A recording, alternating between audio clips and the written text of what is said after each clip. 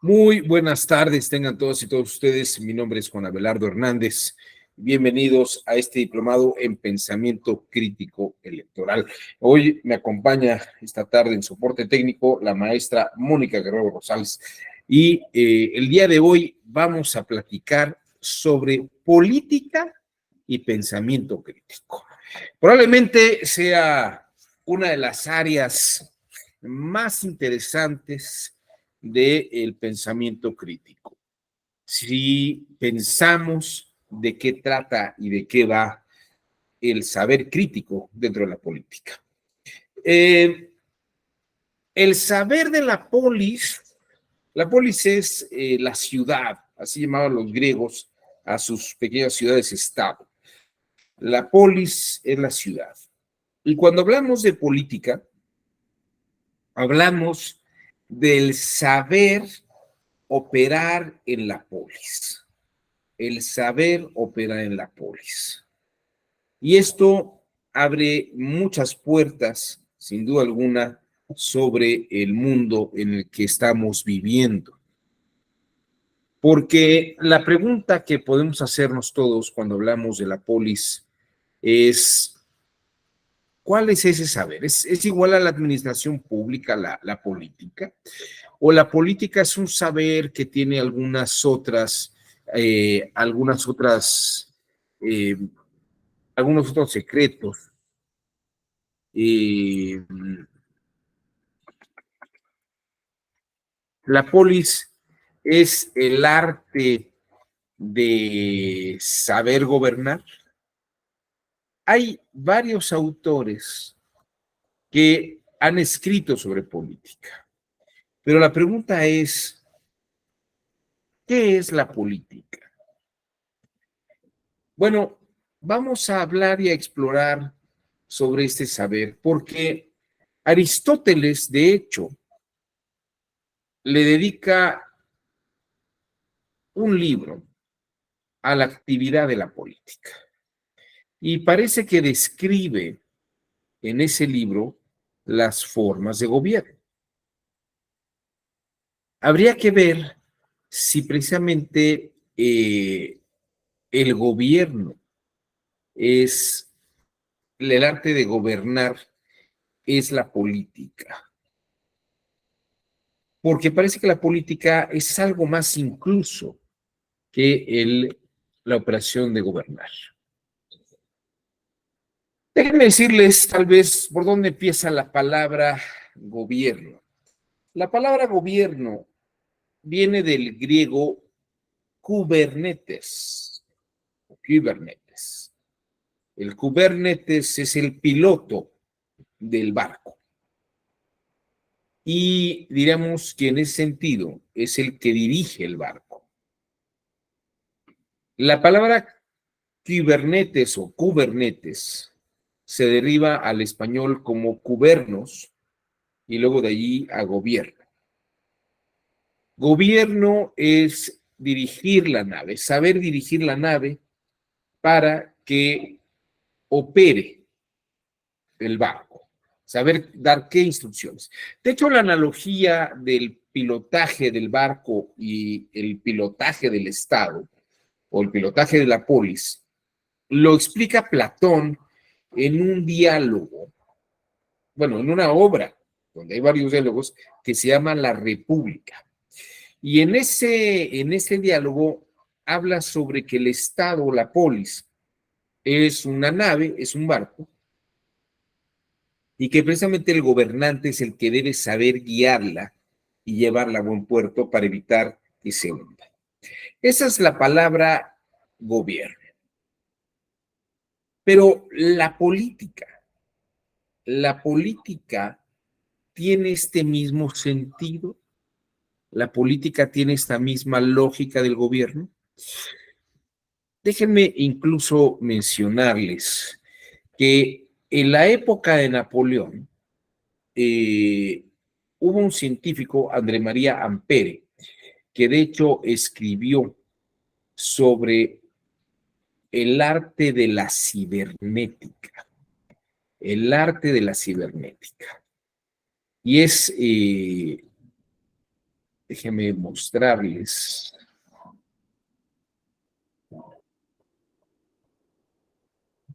Ay, Dios, a ver.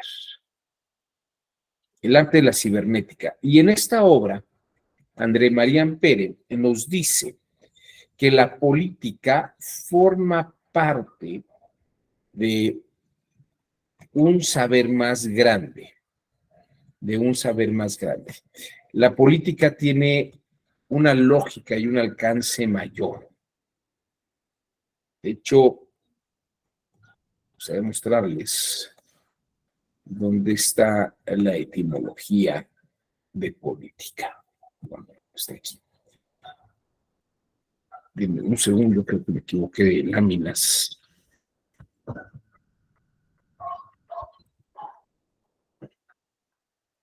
está. Dime un segundo.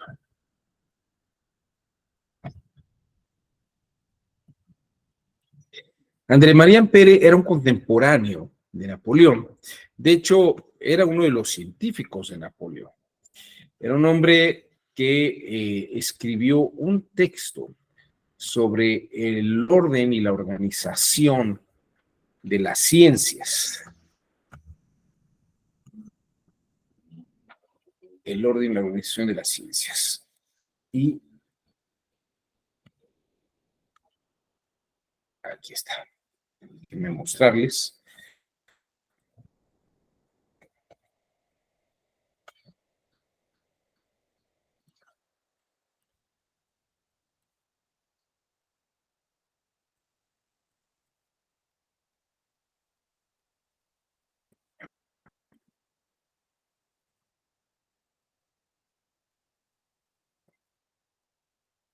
Vamos a ver esta, vamos a compartir esta página.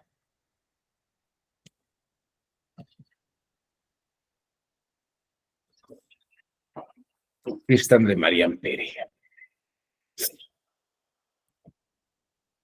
André María Ampere escribió un texto que se llamó Ensayo sobre la filosofía de las ciencias o exposición analítica de una clasificación natural de todos los conocimientos humanos.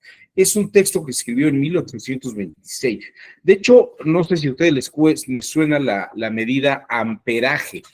El amperaje es la medida de fuerza. Esta medida de fuerza es producto de las observaciones de Ampere.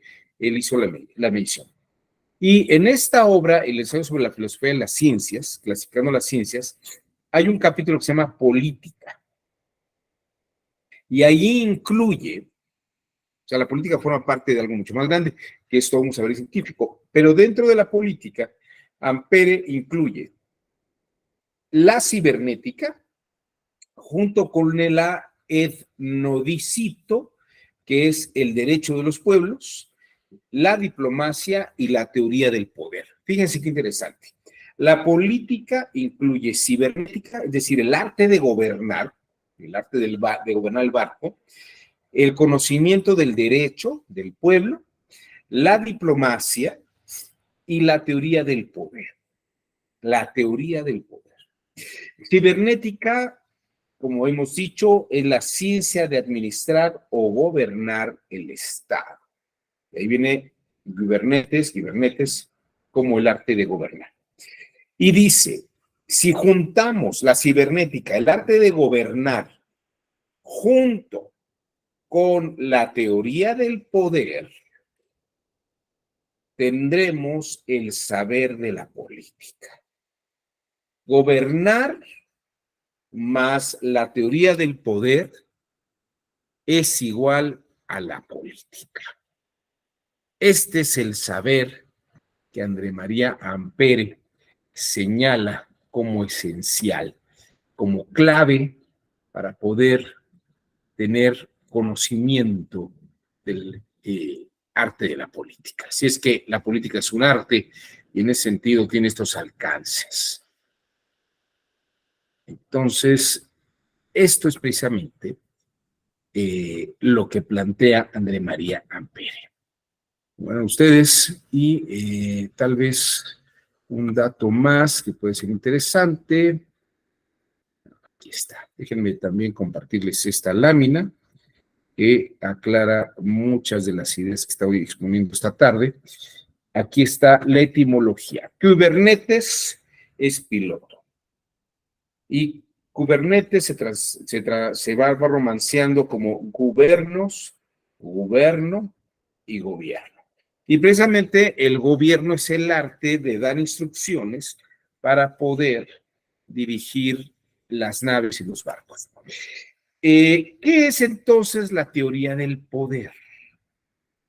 ¿En qué consiste la teoría del poder? Porque, bueno, el derecho, pues, el derecho a los pueblos lo podemos estudiar. La diplomacia, pues, es las formas de relaciones entre unos países y otros, entre unas personas y otras, o bien el saber el trato personal que debe tener hacia una persona. Pero, ¿qué es la teoría del poder? ¿En qué consiste la teoría del poder? Y aquí nos adentramos en un saber que me atrevería a decir que es casi eh, algo esotérico, pero creo que es donde precisamente podemos abordar el tema de la ciencia política. O bueno, no es la ciencia política, o la ciencia del saber político, en cuanto a su aspecto de pensamiento crítico. No estoy hablando de la ciencia política de los politólogos.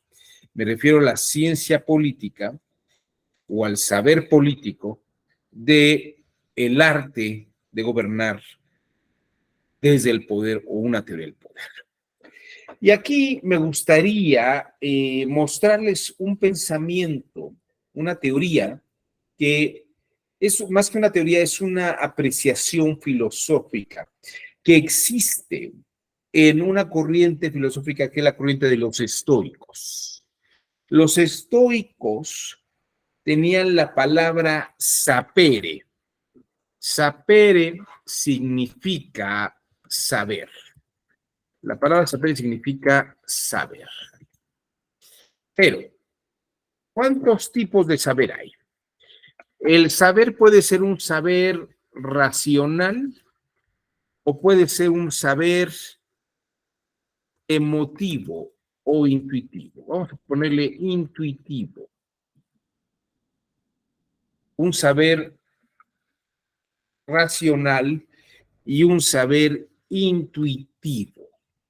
¿En qué consiste el saber en estas dos dimensiones? Es la misma palabra, pero tiene esta doble dimensión. Por una parte, sapere es tener datos racionales. Por el otro, sapere es tener el conocimiento experiencial e intuitivo. Y aquí tal vez me gustaría utilizar la palabra paladear. Paladear. Como el paladear un sabor, ¿no? Este aspecto del saber racional es un dato, es tener un dato, por ejemplo. Voy a ponerles un ejemplo. Podemos estar en una reunión en la que llegamos, nos presentan algunas amigas y algunos amigos, y estamos platicando con gente y pues de pronto, a lo largo de la noche, la plática se vuelve muy sabrosa, diríamos, ¿no? O muy de buen tono y muy generosa, con muchas risas, conocimiento, anécdotas, ¿no? Y cuando nos despedimos de esa persona, le decimos mucho gusto. Fíjese, la palabra gusto hace referencia al paladear, a la gustación. El gusto, o cuando decimos mucho gusto, fíjense qué interesante, los estoicos decían que a la gente se le paladeaba. Y sabemos que hay gente dulce, hay gente amargada, hay gente muy ácida Es decir, el trato personal con alguien es un paladeo, aunque no tengamos ni la más remota idea de datos racionales sobre esa persona. Tal vez y es cuando decimos, oye, perdóname, ¿repites tu nombre? Es que me caíste re bien. Bueno, ahí no tenemos el saber racional. No tenemos esos datos, no sabemos su nombre, dónde vive, su teléfono, si tiene pareja o no la tiene, dónde trabaja, dónde estudió, qué estudió, esos son datos. Bueno, para los estoicos, saber algo no solamente es tener el dato, tener los datos de las personas, sino también paladearlas, conocer a la persona en la dimensión del trato personal, conocer a la persona en la dimensión del trato personal. Esto es parte del saber de la teoría del poder, porque para poder dominar a alguien, no solamente basta con saberlo, sino saberlo, ¿no? Tener el trato personal. Hay políticos, fíjense ustedes lo que decimos aquí, hay políticos que saben para dar un público. Decía Cuauhtémoc Cárdenas en la época que estaba contendiendo por la presidencia de la República frente a Vicente Fox, que fue la primera vez que hubo una campaña en México en la que se dio un debate televisivo, en la que parece que materialmente o en la opinión pública pierde Cárdenas. Y Cárdenas dice que él pierde porque él está acostumbrado como buen político a hablarle a la masa, a hablarle a la gente. Y en la forma en que él atenga a la masa y a la multitud, puede reaccionar él de otra manera. Puede ir viendo cómo va reaccionando la gente, dónde le aplauden, dónde queda más callada, dónde queda pensativa. Ese sentido es el arte de paladear a la población. Ese es el arte de paladear a la población, que es un arte saber, saborear, medir a la gente, medir las situaciones. Esto es precisamente un arte, medir una situación. Cuando alguien está en una reunión y quiere decir algo oportuno o algo adecuado o bien atacar a otra persona, debe de buscar la ocasión y la circunstancia, ¿no? Debe tener medida esa condición. Esto es precisamente lo que hay que hacer. Tener este conocimiento del paladear, del tener medida estas situaciones. El político sabe a la gente, la sabe y la sabe. Este es un saber en el que en la medida que tiene ese control, puede y tiene poder. Puede y tiene poder. Eso es precisamente lo que va dándoles una posición de fuerza, ¿no? Eso es precisamente lo que les da una posición de fuerza. Y aquí les diría yo que déjenme buscar este otro dato que les quiero dar. Acá está. Bueno. En esta dimensión, el arte de la política o la teoría del poder es saber y paladear a la gente. Déjenme mostrarles cómo se logra esto. Y aquí la gran lección, y creo que si hay un momento en la historia de la humanidad en la que tenemos un conocimiento cercano a el paladear a la población está en la obra de Publio Cornelio Tácito. Publio Cornelio Tácito escribió un texto que se llama Los Anales. Y los anales son una colección, es como el anuario de toda la actividad gubernamental y política, todas las decisiones que tomaron los emperadores en su momento o los gobernantes, los regidores de Roma. Y en la obra de Tácito, Los Anales, parece que está esta colección de sabiduría del paladear a la población y también el saber tomar decisiones para mantener el poder mientras gobierna administrativamente a Roma. La obra de Cornelio Tácito durante muchos años permaneció perdida. Era un clásico en Roma, pero la obra fue ocultada con el tiempo porque no se leía la obra o no era una obra que fuera de difusión pública, no era una obra que la gente leyera en general. Y fíjense, cuando la obra se descubre en 1534, se describe de esta forma: contribuye a sembrar la impresión del poder político como un mal inseparable de la condición humana, como si se tratara de una plasmación irrenunciable de la ambición, el miedo y la envidia íncitas en todos los corazones.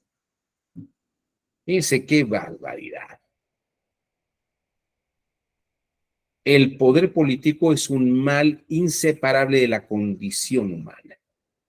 Se trata de plasmar la ambición, el miedo y la envidia íncitas en todos los corazones. Y vuelve a la vida en 1574 como el documento que da esta teoría del poder. La conocen como la razón de Estado. Es la razón del Estado que, aparte de llevar el gobierno, va llevando un control sobre todo lo demás.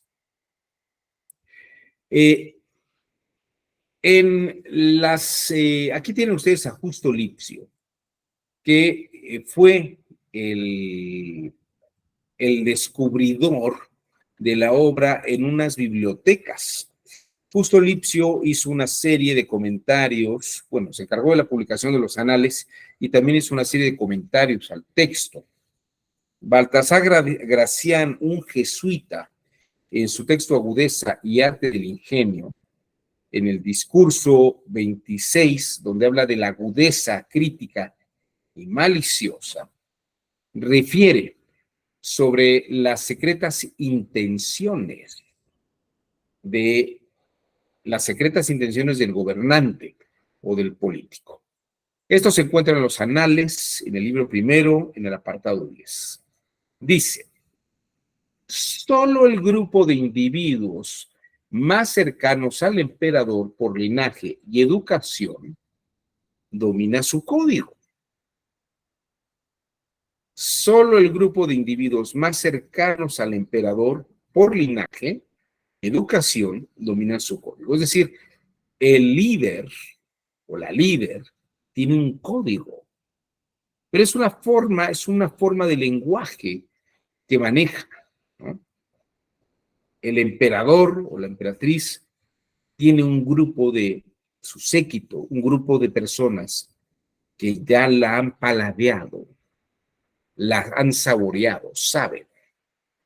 Y saben también qué es lo que se pretende y se busca en la administración gubernamental en palacio. Y sigue diciendo: en la corte imperial romana, la ambición de poder lo mueve todo en el espacio, en ese espacio, pero también de la necesidad de crear opinión entre el pueblo por medio de hábiles apariencias. Y aquí es donde empieza el pensamiento crítico, porque el poder está en lo que yo aparento hacia el exterior, hacia lo que los demás y las demás ven. Esto es muy importante. No es cómo soy yo en realidad, sino cómo me proyecto al exterior.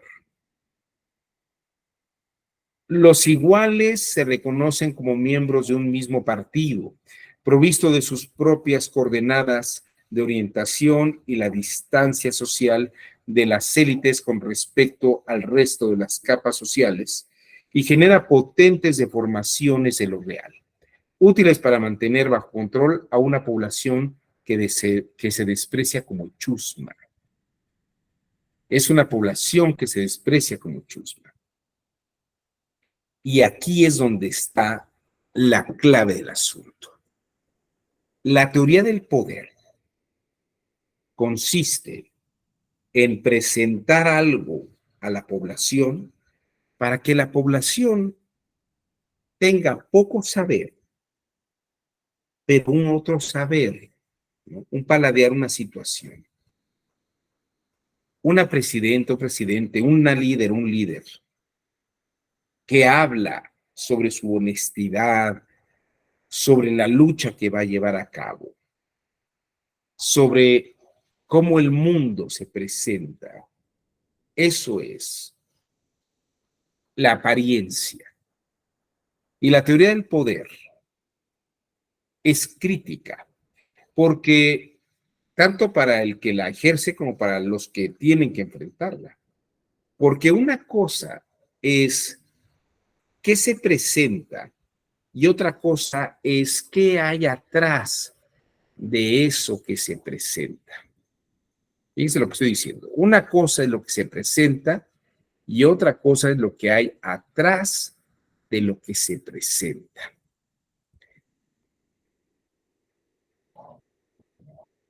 ¿Qué hay atrás y qué hay atrás de lo que se presenta? Y aquí tal vez la obra, si ustedes ven, la de Publio Cornelio Tácito, se descubre en el siglo XVI, en el 1500. Y entre el 1500 y el 1600 vivimos lo que se llama la época del barroco. El barroco es toda una corriente cultural y un saber que consiste en entender el mundo en una doble dimensión. En el barroco, por ejemplo, si leemos a Calderón de la Barca, a Pedro Calderón de la Barca, podemos tener una clara visión de lo que es el barroco, por lo menos en el mundo hispano. El barroco dice que vivimos como en una doble dimensión. El mundo en el que vemos lo que hay y lo que hay atrás de ese mundo en realidad. Yo les diría que la idea de Calderón de la Barca y de todos los barrocos, ¿no? De todos los autores barrocos que hay, el mundo es un teatro. El mundo es un escenario donde la gente actúa roles, papeles. Y es una función del actor y de la actriz hacer sentir al espectador lo que se está viendo para que viva la experiencia visual del teatro. En ese mismo sentido, dice Calderón de la Barca en otra obra, la vida es sueño. La vida es como cuando soñamos, vivimos en un mundo de apariencias en el que nos movemos, se toman decisiones, sufrimos, nos divertimos. El sueño es este mundo visual de apariencia. Pero Calderón de la Barca y los barrocos dicen, claro, pero uno sueña porque hay atrás algo que le da fuerza al sueño y que significa el sueño, lo que el sueño realmente es. Y en el caso del teatro ocurre exactamente lo mismo. Vemos un escenario, vemos actrices, pero atrás hay una tramoya y hay un director y hay una serie de personas que tienen todo un mecanismo para cambiar escenarios, hacer ver que una cosa se da en un momento dado y que otra ocurre en otro momento. Y esto es con la finalidad de que el que está observando experimente una situación en la que toma decisiones, vive, decide qué hacer. Esto es la lógica del barroco. Es la lógica en el que, por ejemplo, autores como Juan Huarte de San Juan dice, una cosa es el personaje, que es el genio que tú ves, y otra cosa es el ingenio, lo que está dentro del genio, hace que el genio sea lo que es. Fíjense, cuando uno dice, qué genio, la expresión, ay, esta persona tiene mal genio, tiene buen genio. Bueno, el genio, o dice que es una persona que tiene mucho ángel o carisma. El genio para Juan Huarte de San Juan es esta carisma, esta fuerza, el ángel, el genio, ¿no? Dice, qué encantadora persona, qué agradable o qué desagradable persona. Pero ese es el personaje. El personaje es lo que vemos en el universo del sueño en el teatro. Pero atrás está la tramoya, está la realidad de lo que está ocurriendo. El ingenio, el que se encuentra dentro. Y aquí, por ejemplo, tenemos la obra de Nicolás Maquiavelo, quien, leyendo a Publio Cornelio Tácito, dice, fíjense, él escribe dos textos muy importantes, el discurso sobre la primera década de Tito Livio y El Príncipe. Ambos textos son compilaciones de lo que Publio Cornelio Tácito menciona en sus anales. Para los que piensan que los anales solamente es un libro, no, los anales son varios libros, porque son varios anuarios. Anales se llaman porque son de los años. Entonces lo que hizo Maquiavelo fue recopilar, dice, cuando llevemos una república, manejemos estos principios. Cuando hablemos de la monarquía, pensemos que el príncipe tiene que hacer estas cosas y estas otras. Pero fíjense que el juego ahí es, ¿qué hace como estrategia para mantener el poder? Es una teoría del poder. ¿Qué decisiones debe de tomar? Y sobre todo, aquí es donde está el gran secreto de la teoría del poder. ¿Qué quiero que veas para que yo mantenga el poder? ¿Qué quiero que ocurra para que yo mantenga el poder? Y ahí hay una serie de datos que hay que contemplar y analizar. El pensamiento crítico debe de distinguir. Hablamos de la crítica que el crítico hace criba, distingue, perdón.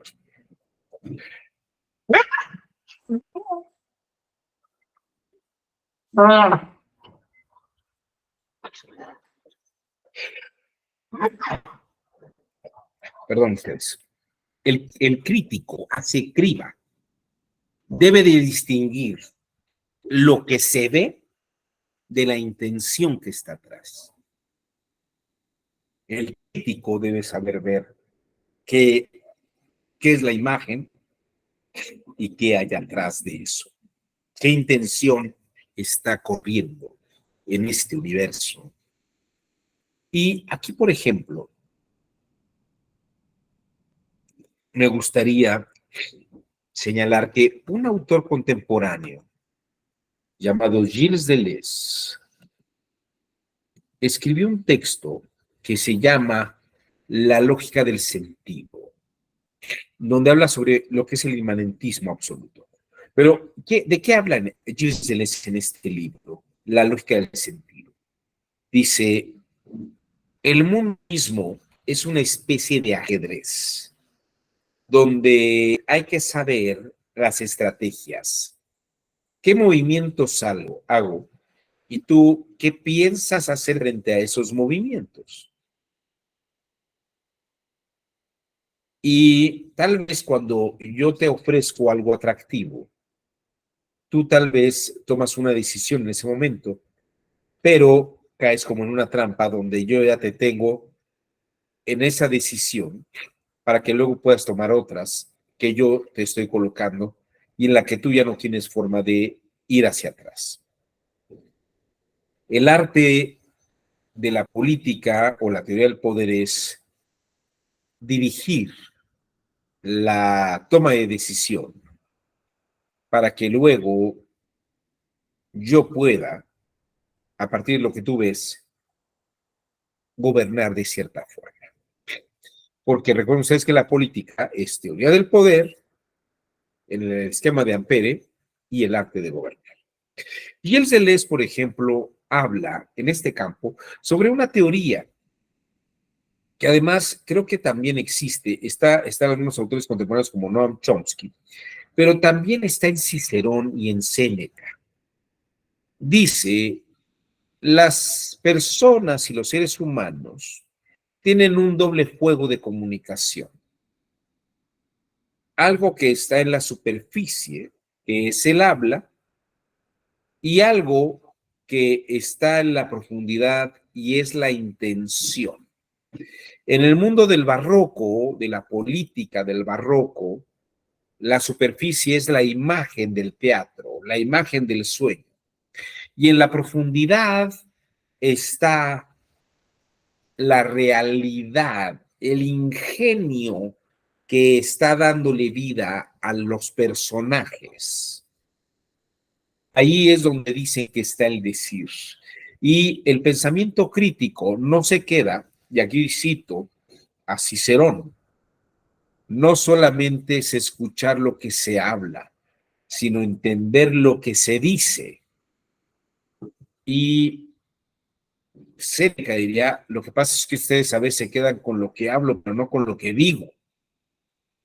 En ese sentido, el arte crítico, el saber crítico político, es saber paladear en las palabras que se hablan la intención de lo que se dice. Fíjense qué bonito. El arte de la política, que va con la teoría del poder. La teoría del poder es, yo te muestro algo, pero en el fondo quiero dirigir otra cosa.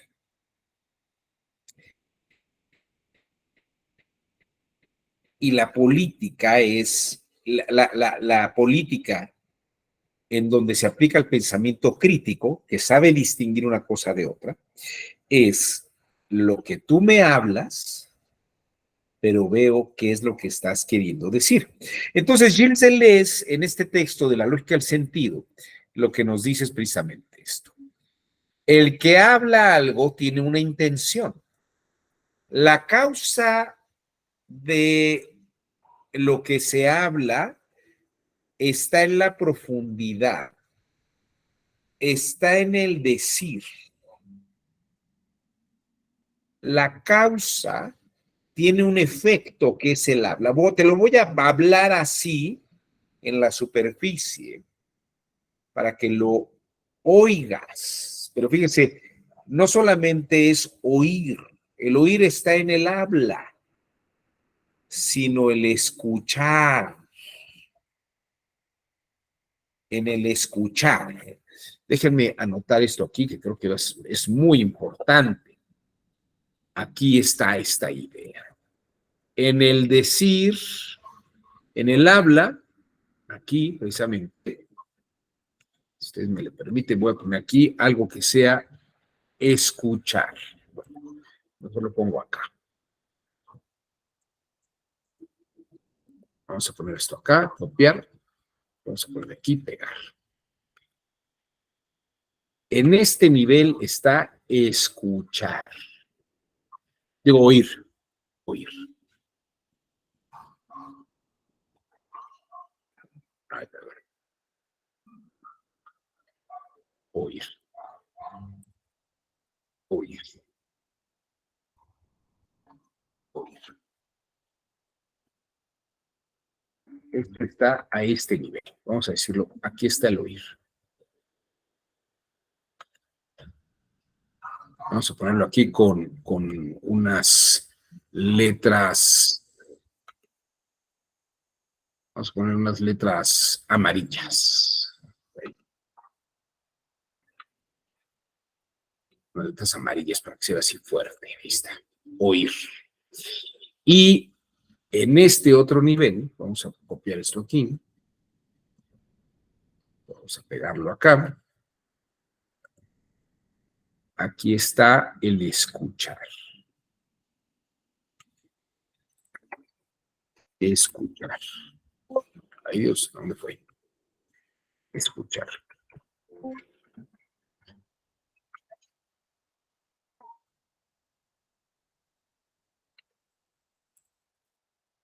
Escuchar. Aquí hay que escuchar. Aquí hay que oír. Aquí está lo que se oye. Oír. Aquí está el escuchar.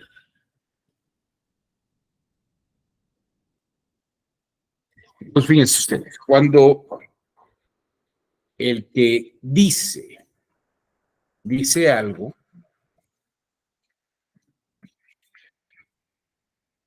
se oye, y el que el personaje ve tiene que también oye, pero si desarrolla el pensamiento crítico, logra escuchar. ¿Qué quiere decir en la profundidad lo que él habla hace oír? Y de manera inversa, si tiene la capacidad crítica, él tendrá una intención en su profundidad que dejará ver el efecto que es el habla, que se oye, pero el sujeto A tendrá que desarrollar el pensamiento crítico para descifrar y escuchar el decir de el sujeto que habla. Y nuevamente viene un juego dialéctico en el que vamos y venimos en este juego político de teoría del poder y del habla. Como verán, hay toda una mecánica crítica. Gilles Deleuze, en su libro, La lógica del sentido, incluso aborda al personaje Alicia en el País de las Maravillas, porque dice que es un personaje muy barroco en ese sentido. Porque en el País de las Maravillas, una cosa es lo que se ve y otra cosa son lo que ocurre. Los efectos los padecen otros, siendo la causa otra cosa. Por ejemplo, fíjense el ejemplo que pone Gilles Deleuze, que me parece muy interesante porque es un arte político. Dice, en el País de las Maravillas, Alicia, leemos, toma un frasco, bebe algo y de pronto vemos que Alicia se vuelve muy grande dentro de una habitación, como si Alicia creciera por haber tomado la bebida. Y esto parece que ocurre en un mundo donde hay causas y efectos directamente en la proporción del sujeto que hace la acción y reacciona delante de ello. Pero en el caso de Alicia, lo que ocurre en realidad, dice Gilles Deleuze, puede ser, porque es el país de las maravillas, donde la lógica es otra. Tal vez ella toma el frasco y la habitación se hace pequeña. Fíjense, esta es la otra lógica. La habitación se hace pequeña cuando ella toma del frasco. Entonces, imagínense que esto es una obra de teatro y yo tengo una habitación. Alicia toma del frasco y veo que la habitación se hace y se reduce. Pero el efecto óptico es que Alicia crece y yo pienso que Alicia crece porque ella toma el frasco y bajo la lógica de que si ella está realizando la acción va a aparecer los efectos, entonces ella crece. Cuando en el teatro la simulación es hacer la habitación pequeña. Luego Alicia vuelve a tomar de otro frasco y la habitación crece más y ella parece que se hace pequeña. Y da la impresión de que como Alicia tomó el frasco, entonces ella se hace pequeña.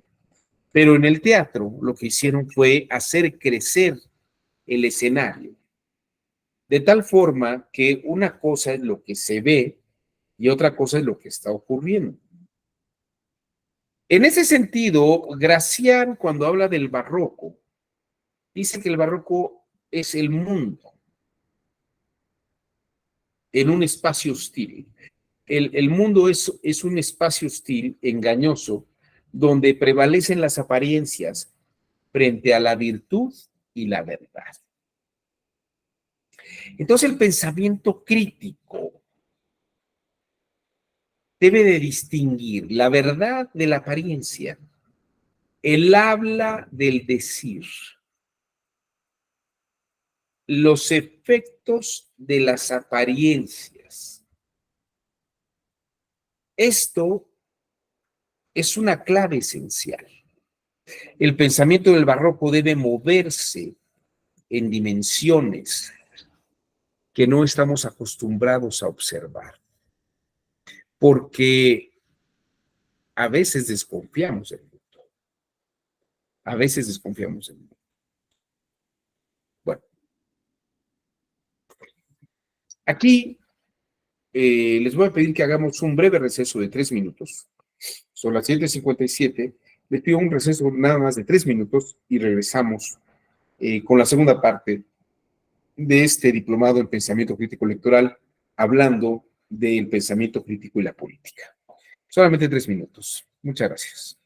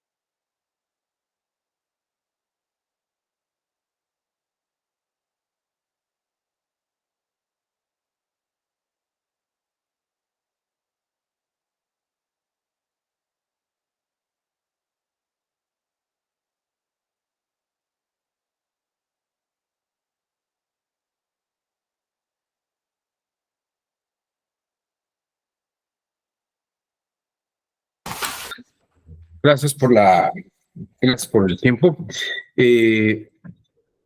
Vamos a continuar con nuestra exposición. No sé si hasta aquí alguien quiere hacer algún comentario, alguna duda o alguna inquietud sobre el pensamiento crítico aplicado al campo de la política, ¿no? Bueno, si no hay mayores comentarios, pues entonces continuemos.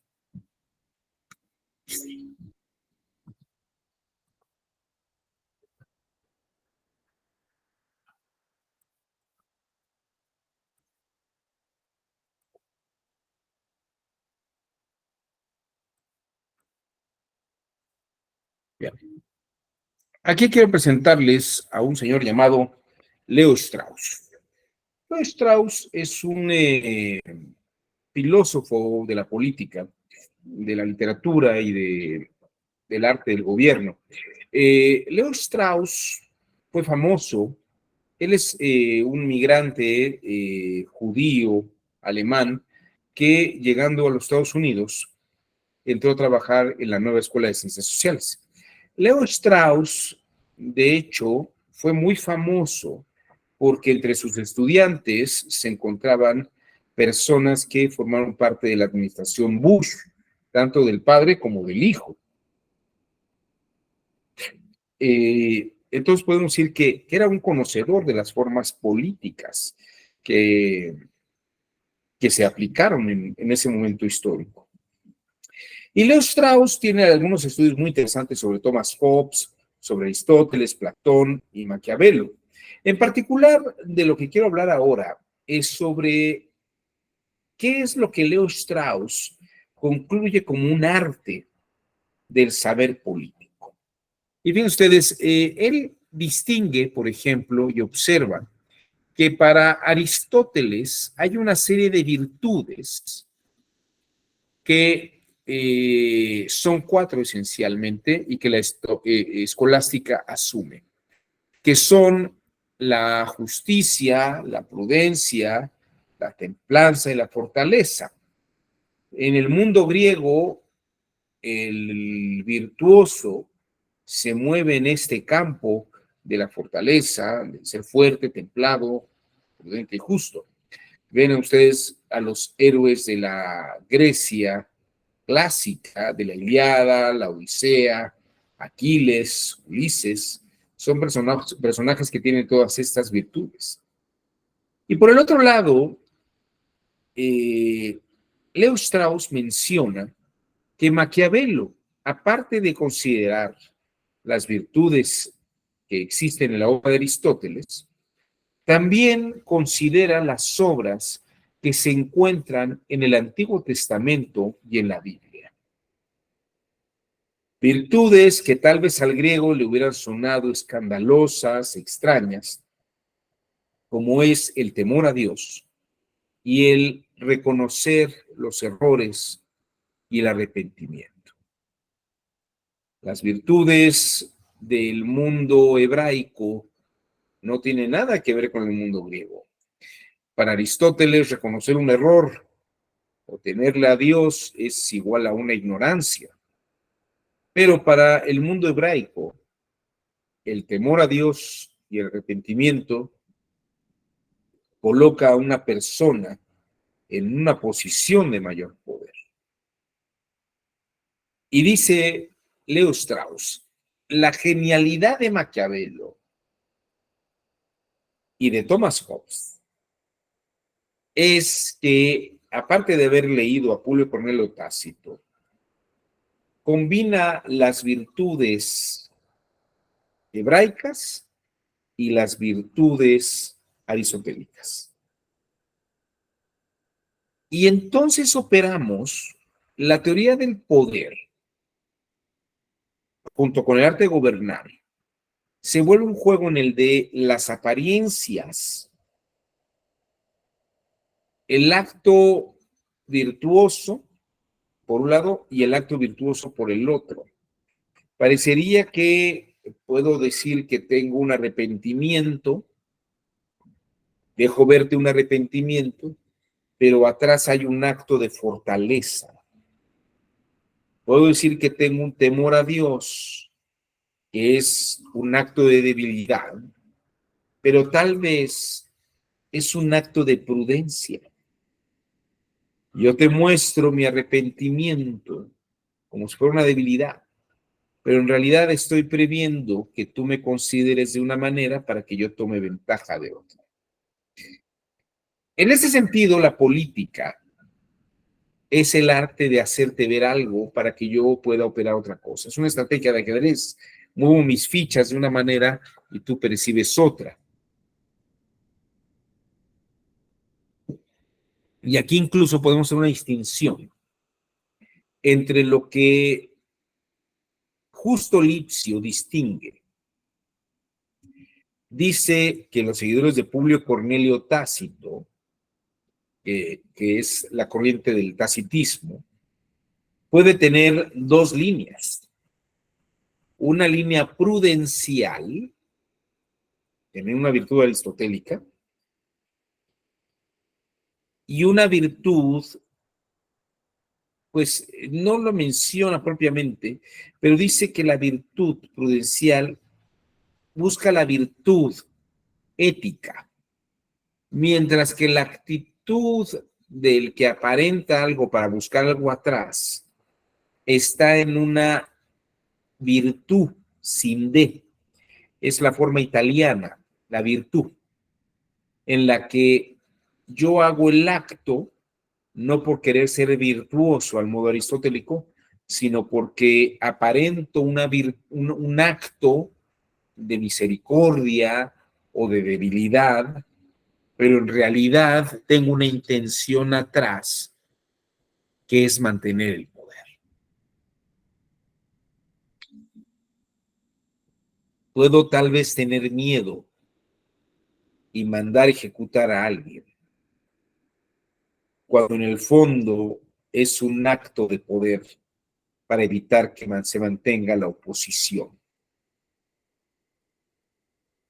O amedrentar al oponente para que sienta miedo. No le haré nada, pero siente miedo. Puedo violentar, por ejemplo, al poder judicial diciendo son unos corruptos que están a favor de intereses en contra del pueblo, ¿no? Pero es algo que hablo. ¿Pero qué estoy diciendo? Estoy diciendo, tienen ustedes la fuerza jurídica, pero voy a mover a la masa para que los vea de una manera adversa, de una manera que no es buena, que los vean como personas malas. El poder judicial en los ojos de una persona como Andrés Manuel es corrupta, es perversa, viola la Constitución porque están ganando más de lo que gana el presidente. Claro, no habla sobre la estructura de los sueldos y las condiciones, pero juega ese juego.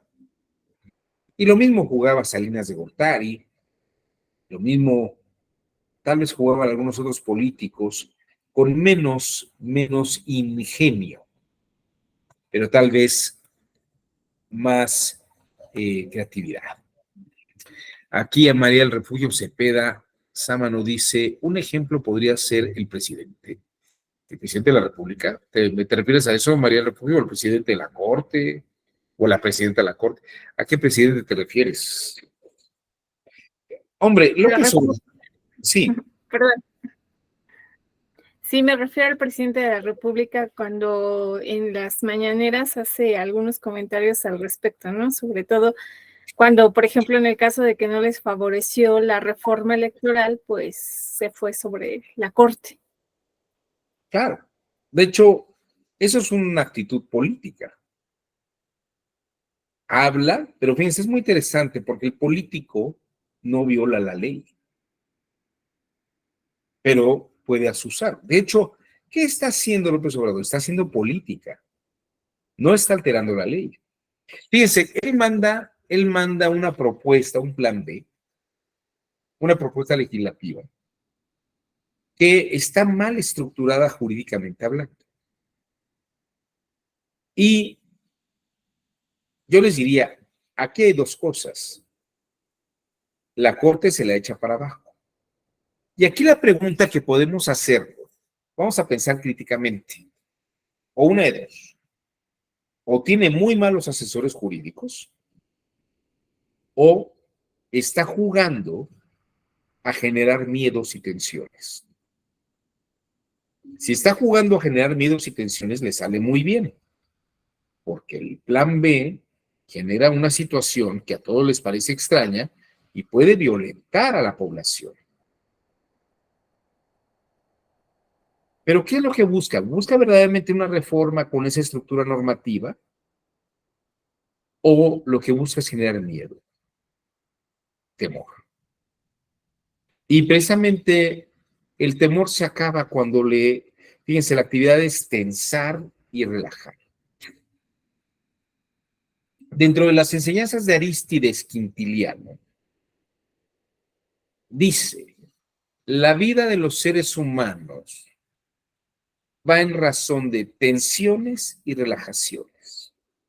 Cuando uno camina, tensa el pie cuando pisa y se relaja cuando levanta. El otro tensa, se relaja, el otro tensa, se relaja, ¿no? Cuando hablamos de una manera que hay una tensión y el silencio es una relajación.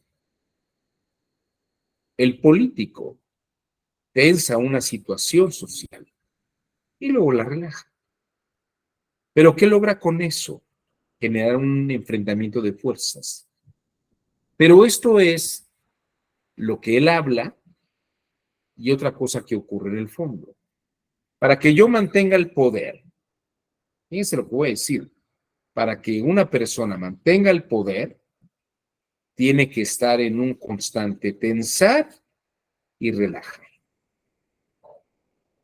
Porque ya una vez que relaja, ya me venció la corte. Voy a volver a mandar otra propuesta. Voy a mover a mis huestes a que salgan a la calle, a que griten. ¿Qué va a pasar? Nada. Porque la gente sale, grita, le tira el agua, le tira sus bebidas a los coches de alguien que no sabemos quién va adentro, y se dice que hay gente de la corte, ministras o ministros, pero nunca los vemos. Son autos que entran y salen de la corte, de la Suprema Corte de Justicia, pero no sabemos qué pasa. Nos cuentan eso. Nos cuentan lo que dice el presidente. Pero es tensión y relajación. Pero el presidente en ningún momento hace un decreto, ni da un golpe de Estado contra la Corte. Porque es muy respetuoso de las leyes. E incluso lo que dice es que la Constitución dice que nadie puede ganar más que el presidente. Que le expliquen la gente de la Corte por qué violan la ley y ganan más que el presidente. Porque el presidente sabe que la gente no entiende nada de retroactividad de la ley, no entiende nada sobre que hay derechos adquisitivos. Hace cosas tremendas en el Ejecutivo. A la gente que en algún momento trabajamos en el Ejecutivo, llega y a rajatabla corta la cabeza y dice, aquí nadie gana más de lo que se estaba ganando. E ilegalmente reduce los sueldos en 30%, 40%. Totalmente ilegal. Pero uno puede irse a juicio, pero este asunto, como está ocurriendo, se va a quedar volando en el espacio durante todo el sexenio, hasta que se vaya. Y cuando llegue otra persona, la Corte decidirá, los tribunales decidirán que si es ilegal reducir sueldos, haber quitado todas esas prestaciones que son conquistas laborales, como un seguro de gastos médicos mayores, o los fondos de retiro, son logros laborales.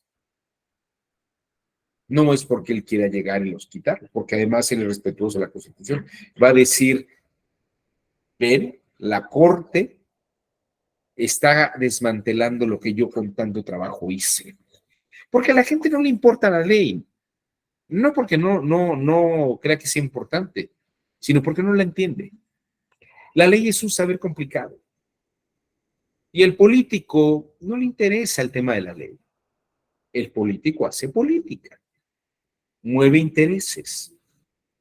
Es un personaje que se mueve sobre la superficie, pero tiene intenciones profundas. Ya que estoy en esto, mi estimada María del Refugio, déjenme compartir con ustedes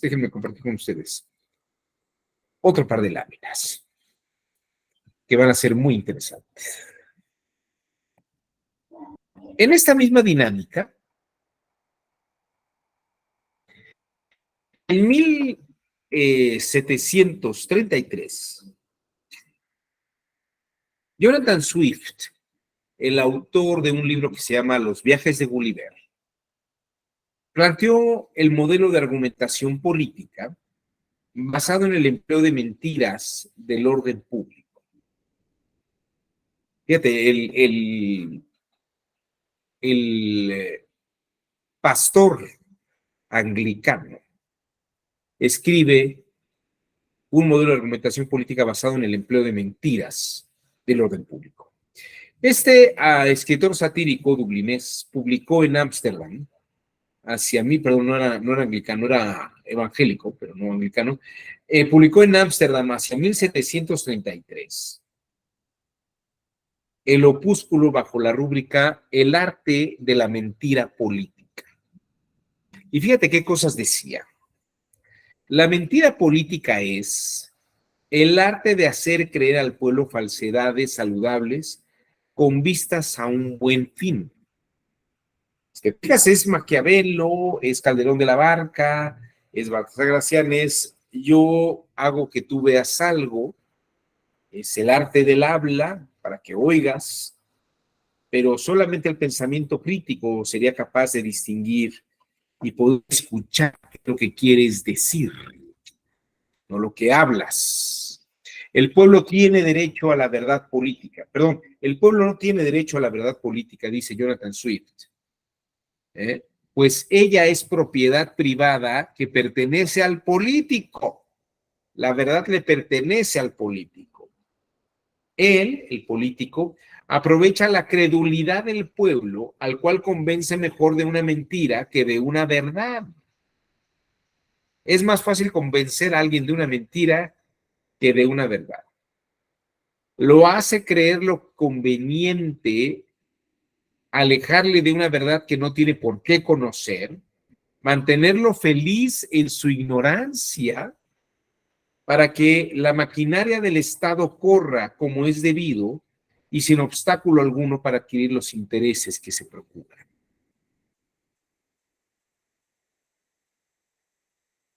¡Qué maravilla! Jonathan Swift y los viajes de Gulliver nos cuentan la forma de observar algo, pero que atrás tienen una verdad, de la cual no podemos saber nada, porque esa verdad es monopolio y propiedad del político, de la teoría del poder y del que tiene el gobierno. Entonces, ¿qué hacen? Mentirnos. Yo te diría que esto es precisamente, y es más fácil para alguien entender una mentira, ¿no? Yo tenía parientes políticos que creían mentiras. Creían que no había aumentos de sueldos en el sector público porque les contaban mentiras, como se había gastado mucho en las vacunas para salvar al pueblo de México del COVID, ¿no? O se estaba gastando tanto dinero en guarderías y en hospitales que estaban sobre todo ese gasto excesivo solamente beneficiaba a algunos pocos que tenían los contratos de venta de medicamentos. Entonces, cuentan eso, ¿no? Y es más fácil que la gente crea eso a que entienda una estrategia política. En el texto de Jonathan Swift, en 1778, el monarca prusiano Federico II, Federico el Grande, auspició un certamen de discusiones filosóficas sobre la política a raíz de las tesis de Maquiavelo, que le escandalizaron rotundamente. La Real Academia de las Ciencias de Berlín convocó al concurso pidiendo que los participantes escribieran sobre la utilidad de que el pueblo fuera engañado. O sea, es útil que el pueblo sea engañado, inducido al error y se recibieron.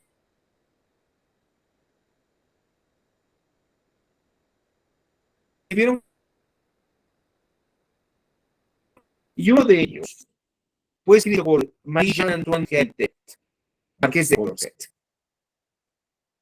Su texto tenía el título ¿Es conveniente engañar al pueblo? Y frente a Jonathan Swift, Condorcet dice lo siguiente: el grupo dominante al imponer la moral mediante la mentira y el engaño habrá provocado que la mayoría de la población sea un autómata amoral. Fíjense, si yo he llevado a un pueblo a través del engaño, hay un automatismo, una forma de comportamiento robótico amoral. Gente que hace el bien porque le dicen que debe hacerlo, no porque quiera ni porque sepa que es lo mejor para él y para todos los que pertenecen a su misma sociedad. Usted debe hacer esto porque eso es bueno, porque yo le conté esta mentira en la que usted está envuelto, y estoy hablando como colombiano, cubano. Usted tiene que hacer esto porque usted cree en esto. Y yo con esta razón que le estoy dando a usted, usted tiene que creer esto. El problema, dice Condorcet, crece al punto de no retorno, cuando el ciudadano común se percata que le han hecho cumplir las normas a través de ciertos engaños y le han hecho creer que eso es lo mejor según muchas otras mentiras. ¿Y esto qué es lo que va a provocar? Que el ciudadano que nunca desarrolló una moral por sí mismo renuncie por completo al seguimiento de las leyes éticas y por consiguiente provoque un mal social e individual. Creo que el malestar de la sociedad radica, según Condorcet, en que se le ha mentido al pueblo y el pueblo ha creído estas mentiras. Y dice Condorcet, ese es el riesgo de mentir, aun cuando el objetivo es noble. El medio no es adecuado y representa la posibilidad de que la sociedad se venga abajo.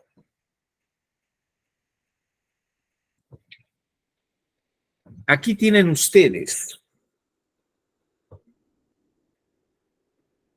la capacidad crítica de la política. Decía Aristóteles que un médico puede curar muy bien, pero también sabe con qué medicamento matar más rápido. El abogado puede sacarte de la cárcel o puede meterte rápido en ella. Hay que saber cómo hacer las cosas.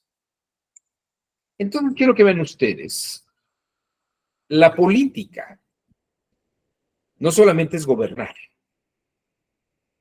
el arte de la cibernética, sino también es una teoría del poder.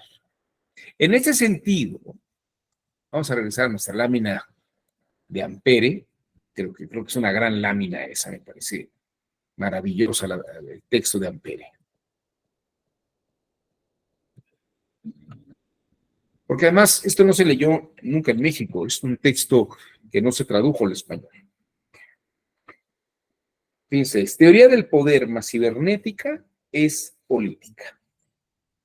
Cibernética es el arte de gobernar, da instrucciones a las diferentes dependencias gubernamentales, llevar la administración pública, que el metro no se caiga, darle mantenimiento, eso es gobernar.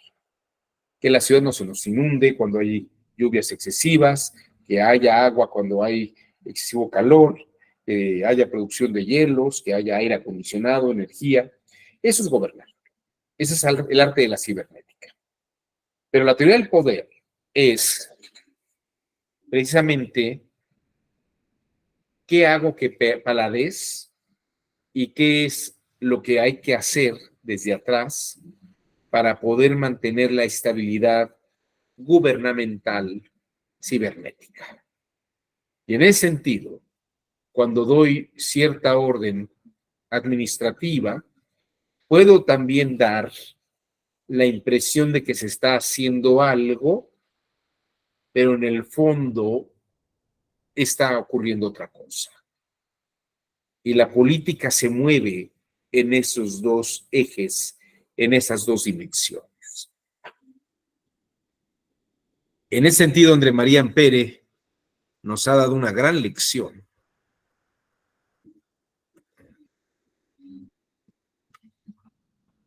que no nos dan otros políticos. ¿Sí se vio la lámina ahorita o no? Creo que no, ¿verdad? Perdón. Es que ahorita que la quité, creo que quería alterar la imagen. Ahí está, ahora sí. Fíjense.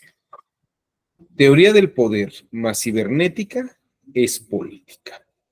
Y el pensamiento crítico, conforme a todo lo que hemos estado platicando, es saber ver qué hay en el habla, o diríamos oír lo que hay en el habla, o saber ver qué es lo que nos presentan. Y por el otro lado, saber escuchar lo que se está diciendo, que es la intención real de las cosas. Cervantes escribió una serie de obras, por ejemplo, El Quijote, donde habla de un personaje que ve algunas cosas, o aparentemente la gente ve cosas como un molino, pero él ve gigantes. Y parece que él está haciendo locuras, cuando tal vez en el fondo está haciendo algunas cosas sabias, que a los otros les parecen locuras. El Quijote es una obra. También tiene otra obra que se llama Teatro de Virtudes, en donde cuenta cómo cuando la gente llega a la corte, y no me refiero solamente a la corte como la Suprema Corte de Justicia, sino a la corte donde están las y los reyes, la corte que son los seguidores, los que hablan el mismo lenguaje de los gobernantes, tiene que saber moverse, no hablar de más. Son esos consejos que dan las mamás y las abuelas. Cuando vayas a tal lugar, pasa desapercibida o desapercibido. Escucha antes de que hables. Ve qué es lo que consideran importante y qué cosa no lo es. Qué debe ser relevante y qué cosa no. En ese universo hay que saber mover las piezas. Saber cuándo tensar y cuándo relajar. Saber leer. Hay un personaje, déjenme ver si encuentro una imagen del personaje de Baltasar Gracián. Baltasar tiene una obra que se llama El Criticón, ¿no?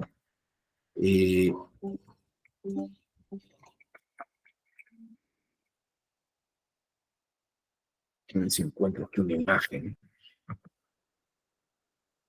Es un personaje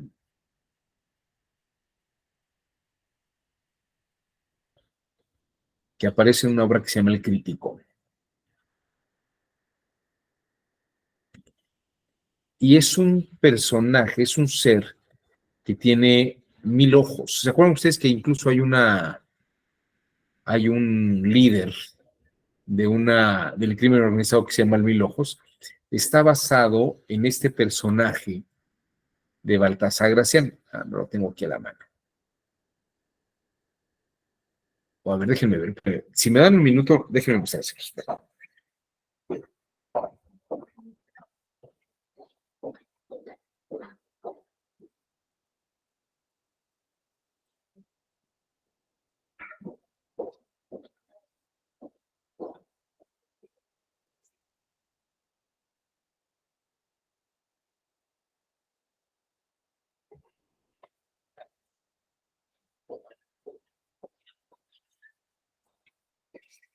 Acá está.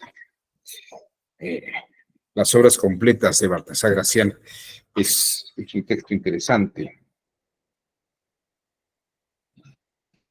Están editadas por Editorial Aguilar. Déjenme ver si aquí está. Hay una lámina que lo describe muy bien.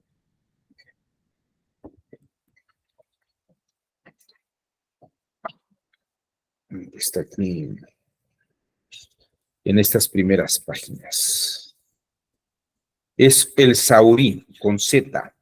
El Saurí, de hecho, si ustedes buscan Saurí, el Saurí es un personaje que está con una vara y que sabe ver sobre la tierra donde hay agua en el interior. Si ustedes saben ver estas, es decir, el Saurí sabe ver la superficie y ve las profundidades de las cosas. Creo que no está aquí.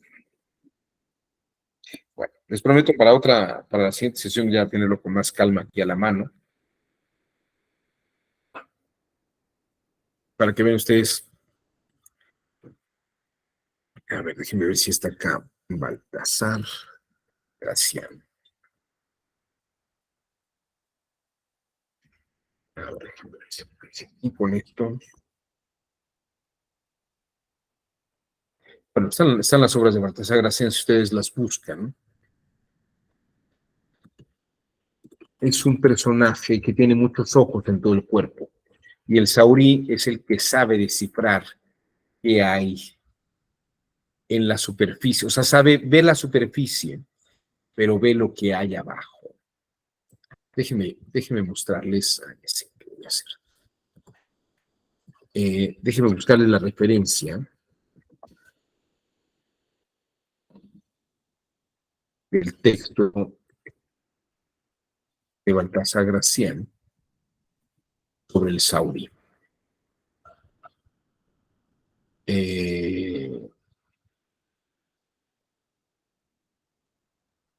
Dice, es la persona a la que se le atribuye la capacidad de descubrir lo que está oculto. Déjenme, les comparto esto para que lo vean ustedes.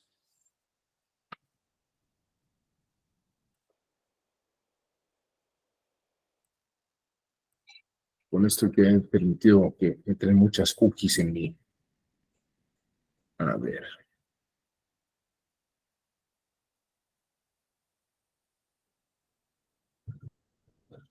A ver, aquí les doy el texto. A ver, se los comparto en pantalla. Aquí está, ven ustedes. Dice, el arte era del arte saber discurrir. Y no basta menesteres adivinar, como adivinar. Y más en desengaños. No puede ser entendido el que no fuere buen entendedor. Ahí sauríes del corazón y linces de la intención. Las verdades que más nos importan vienen siempre a medio decir. Fíjense qué bonito. lo que medio decimos es realmente donde está lo que hay que saber. Recíbanse de atento a todo entender. En lo favorable tirante la rienda, a la credulidad, en lo odioso picarla. Esto está en el oráculo manual y el arte de la prudencia de Baltasar Gracián. Y acá dice, nos advierte también que dentro de las personas que conoceremos hay auténticos expertos, sauríes, linces, en las intenciones, esto es, en lo que no es visible inmediatamente.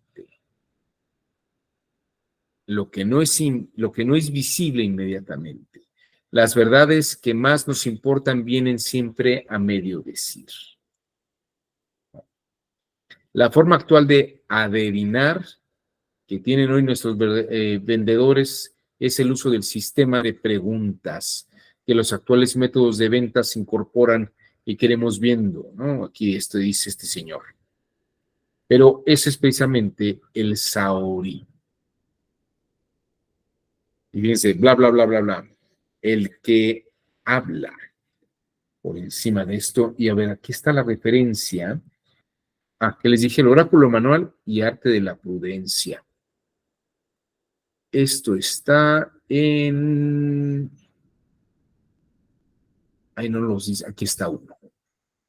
El oráculo manual, sacada de los aforismos que se discuten en las obras de Lorenzo Gracián de Baltasar, ¿no? En el oráculo manual y arte de la prudencia. El oráculo manual y arte de la prudencia. Bueno. Como verán, ahí está la clave del conocimiento de los auris. Y he aquí el arte de la política desde el punto de vista de la ciencia del saber crítico. El pensamiento crítico distingue lo que se ve de las intenciones de atrás de lo que se ve. Hasta aquí mi exposición del día de hoy sobre lo que es pensamiento crítico y política en este diplomado de pensamiento crítico electoral. No sé si alguien quisiera comentar algo sobre lo que hemos visto esta tarde, algún comentario final, alguna observación.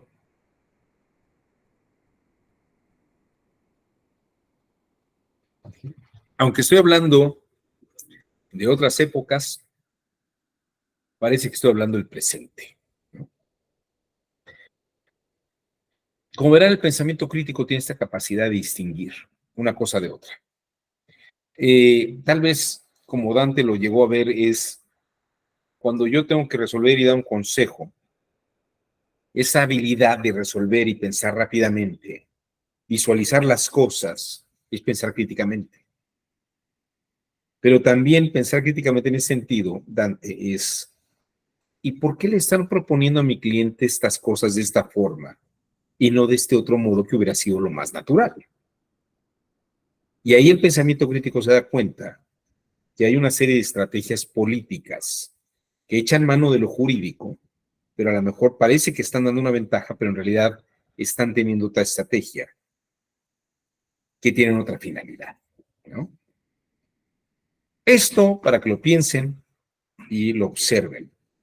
El pensamiento crítico en la política es saber medir la situación para tomar buenas decisiones. Hasta aquí mi exposición del día de hoy. Espero que haya sido de su interés. Y si no hay comentarios, observaciones, Dante, levantaste la mano. Adelante, te escuchamos. Buenas noches, ¿sí me escuchan?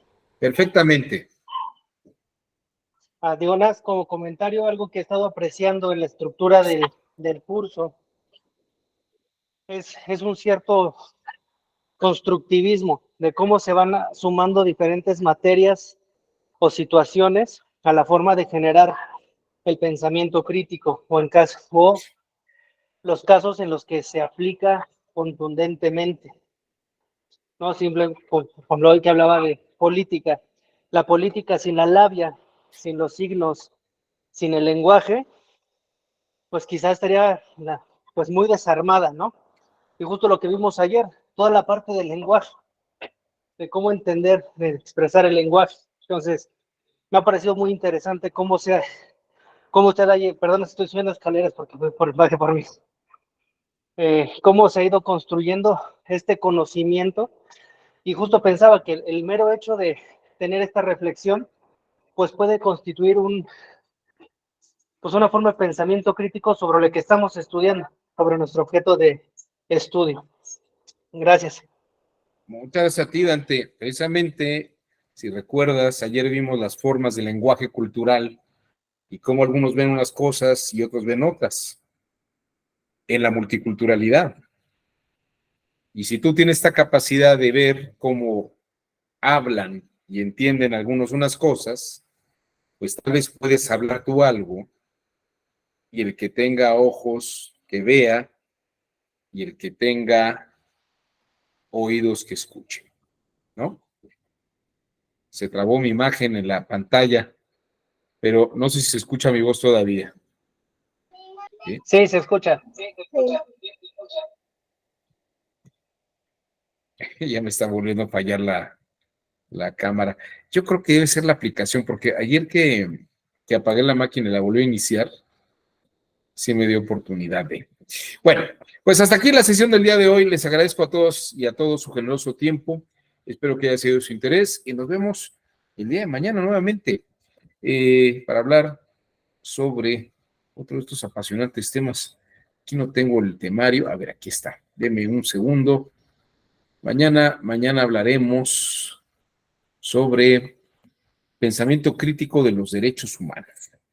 Pensamiento crítico de los derechos humanos. Pues hasta mañana a las 7 de la noche, nuevamente. Que tengan ustedes muy buena noche y nos vemos. Muchas gracias a todas y a todos. Hasta mañana. Buenas noches. Hasta mañana.